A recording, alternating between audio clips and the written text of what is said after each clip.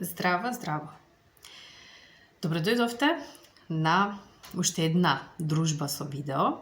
Овој пат на тема доење и градинка. Или доење и тргнување во градинка.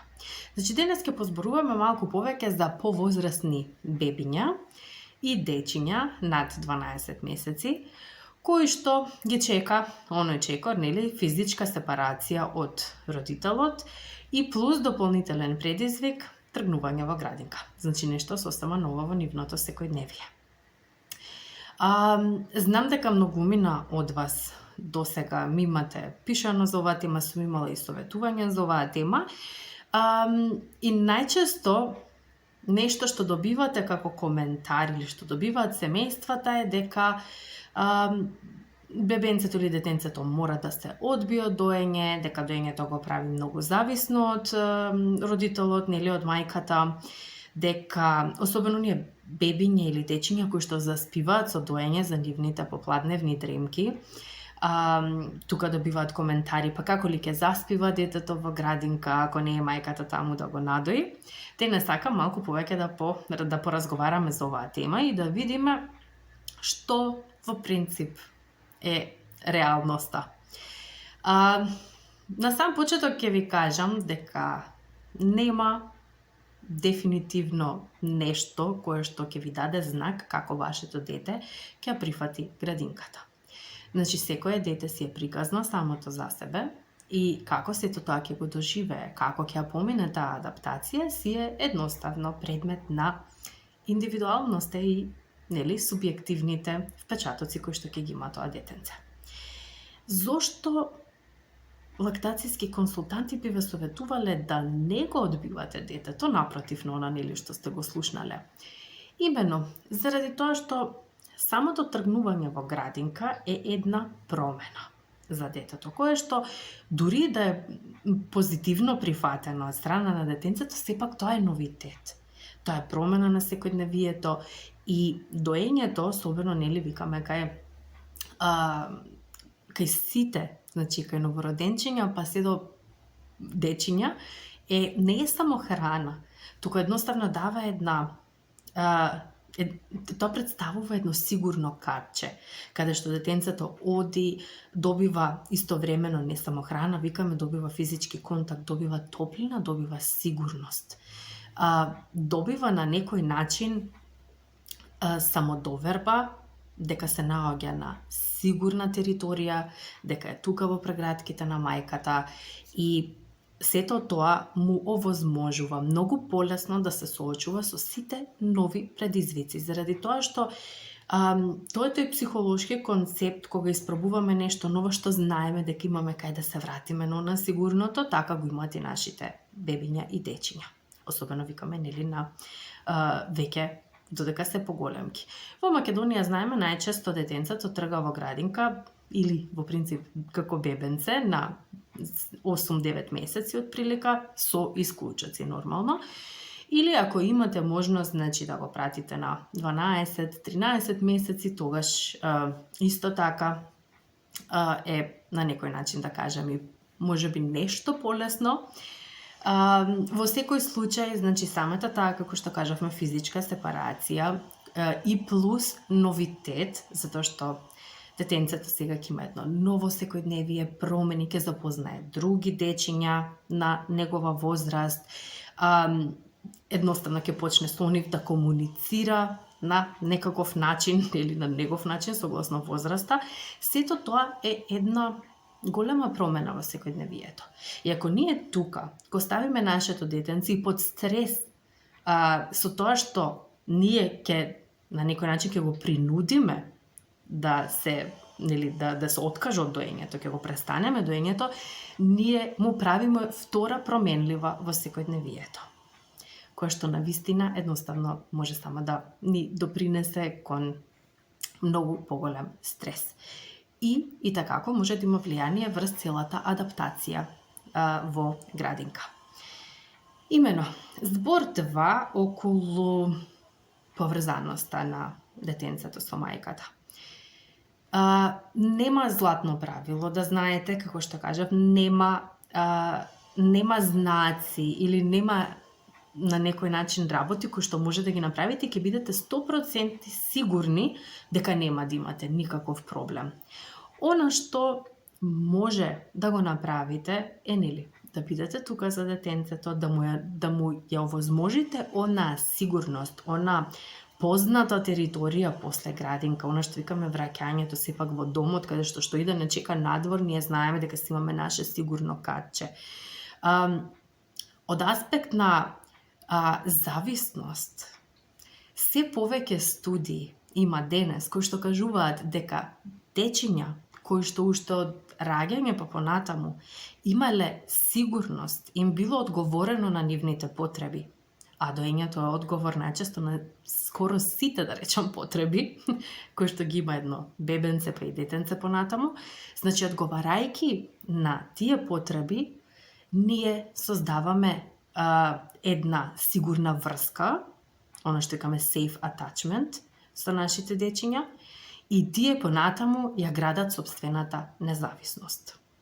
Независност се гради со тоа што се одговара на потребите на бебенцето, се створа едно чувство на сигурност, чувство на безбедност, дека повторно ќе се навратам на она и имам каде да се обратам доколку нешто ми е страв, доколку со нешто се соочам, и колку сме посигурни во таа личност што ја имаме како поддршка, толку ќе бидеме понезависни и толку ќе бидеме поотворени да пробаме нешта. Доколку ние ја немаме таа сигурна врска, ние се чувствуваме исплашени, ние секогаш ќе бидеме резервирани кон нови работи, кон истражувања, кон впуштање во некои нови авантури. Така што прочитајте, ве охрабрувам да прочитате малку повеќе за тие safe attachment моментите, значи како сето тоа придонесува, и да, доењето е една прекрасна алатка која што ни овозможува да имаме attachment, значи safe attachment со нашите дечиња или таа сигурна врска. Нормално не е само доењето, меѓутоа е една од алатките и тоа е една поприлично успешна и функционална алатка. Друго што сакам да кажам, значи тука веќе го расчистивме оној момент на приврзаност и зависност на детенцето. Што се случува со попладневните дремки?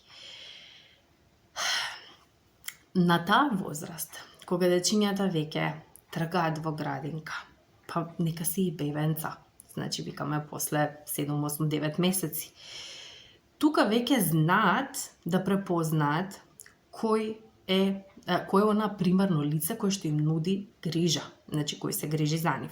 Распознаваат мајка, татко, баба, дедо и така натаму, нели, тетка, чичко, стрина, едноставно знаат да ги распознаат. Распознаваат странци во споредба со познати лица.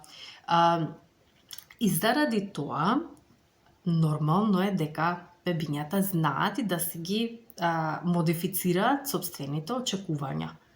Што очекуваат од мајката, што очекуваат од таткото, од бабата и така натаму, значи тие веќе си знаат, имат изградено некаква врска и си знаат кој е она лице кој што им нуди грижа, кое што во принцип го нуди доењето, тие знаат дека е мајката. Искуството на многу семејства, на многу семејства е дека кога детенцето тргнало во градинка, едноставно се прилагодило да заспива онака како што заспиваат другите дечиња. Тука ќе се поврзам и со моите искуства како мајка, иако јас не верував, еве ќе ви раскажам и веројатно ова е приказната на голем број на семејства. Кога моето прво детенце тргна во градинка, исто заспиваше само со доење, не заспиваше, значи, со никој друг. Мислам, ние не ни пробавме, нормално. И кога тргна во градинка, уште во првата недела, кога имаше адаптација, заспа. Јас баш се сеќавам на тој момент многу добро, отидов да ја земам и ги прашав учителките, воспитувачките таму, викаат влези, спијат уште демек. Не очекував дека ќе спие толку, али спие уште, влези, причекаа 15 на минути. Добро, викам, ќе причекам, викам, како заспа. И сега јас очекував тука да има некоја приказна, да има... Затоа што јас не кажав ни дека ја дојам, не кажав реално како заспев, значи не ширев многу, едноставно промена на нова средина и се, и нов јазик ми беше навистина и сега уште да се објаснувам за доењето и нормално тргната со сите предрасуди кои што си ги носиме, нели, од нашето поднебје, јас решив да премолчам. Воспитувачката едноставно само ме погледна кога прашав како заспала и ми рече си легна, заспа. Јас да бидам искрена, во тој момент не можев да поверувам и ја препрашав уште еднаш, викам само легна во креветчето и заспа и воспитувачката ми рече да. И не беше јасно зошто прашувам. Ја препрашав повторно, така викам само си легна самата и си заспа без да плаче, без ништо. Да, ми вика, зошто се чудиш и зошто прашуваш? Наискрено до тој момент моето дете никогаш немаше заспиено така само да легне и да заспие само. Ајде еве да речеме да сум јас изолиран еден случај, меѓутоа со многу семејства со кои што сум во контакт и со кои што сум била во контакт, со многу семејства го делиме тоа искуство. Зошто? Не е само спиењето. Она што јас лично како мајка го доживев беше и мојата ќерка имаше некоја желба едноставно веќе да се имаше предизвик со децата кој што го немаше со нас дома. Значи, таа знаеше да разпозна, ние сме возрастни, децата се многу паметни, знаат да разпознаат, вие сте возрастни, можете тоа да го направите, јас не можам баш, меѓутоа кога ќе видат некој на нивна возраст дека прави нешто, веднаш чувствуваат потреба дека сакаат и тие да го направат нештото. Тоа ние го искусивме и со двете наши деца кога тргнаа во градинка, едноставно копирањето на другите деца, копирањето не само на работи, на мимики, на гестови и така натаму, именно испиењето спаѓа во сите тие. Не се грижете, никој дете нема да побара да цица со воспитувачката. Ретки се оние ситуации кога на вистина имаат воспитувачките проблем да ги заспијат дечињата, меѓутоа да знаете дека тука најчесто не е доењето во прашање. Во прашање се други моменти, во прашање самите емоции на детенцето, во прашање самата сепарација, карактерот некогаш игра улога и напротив, ако вие и доењето го пресечете нагло, на тоа детенце ќе му направите уште поголем стрес. Ако сакате вие да престанете и тоа е ваша желба, баш се препораките нека тргне во градинка, па направете го тоа како веќе ќе се адаптира, ќе знаете дека сте во ред, затоа што веќе одбивањето на доење да знаете дека доаѓа со една, да речем, со еден емотивен товар и за мајката и за детенцето. Имајте го тоа во предвид и сакам да го охрабрам дека тие моменти или дека мора, пример, исто мајке често ми кажат мора да прифати шишинаку како ќе пие. Отворена чашка се дава на бебиња, на новороденчиња, отворена чашка се дава и на дечиња, значи особено на повозрасни дечиња слободно може да дадете отворена чашка. Сакам да ве охрабрам едноставно да не правите нешто превентивно, не знаеки дека ќе имате проблем. Може би ви личи дека ќе имате проблем, но најчесто да знаете дека не постои тој проблем. И да, понатаму вашето детенце повторно дома ќе продолжува да спие со доење, да заспива само со доење, меѓутоа во градинка ќе си има нови рутини, ќе си има едно ново секојдневие кон кое што се надевам дека многу лесно ќе се прилагоди. Ако имате прашања или било што, значи коментари слободно пишете ми. Би била среќна ако споделите, да го споделите и вие вашето искуство, како вие поминавте. Оваа тема ќе ја отворам да биде малку поголема и каде што ќе можеме да размениме, нели, повеќето од нас искуство. Се надевам дека, нели, ви помогнав, колку толку барем да си ги тргнете тие сомнежи, да знаете дека сите коментари кои што ги добивате и притисоци немаат научна основа и дека не се нешто што дефинитивно ќе се случи. Пробајте, видете како ќе функционира и ако имате некаков проблем, тогаш решавајте го. Не решавајте потенцијални или непостоечки проблеми.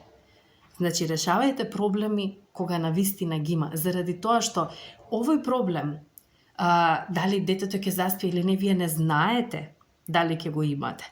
Меѓутоа, ако го одбиете детето, знаете дека ќе имате проблем со одбивањето, затоа што одбивањето е процес кој што не секогаш оди лесно, особено не на возраст кога нашите дечиња не се спремни за сето тоа, а возраста од 9 месеци, 10, 15, 16, антрополошки е возраст на која што децата не се спремни најчесто да бидат одбиени од доење. Многу ве поздравувам, ви посакувам се најдобро и ако имате било какви коментари, забелешки, пишете ми ги во коментар.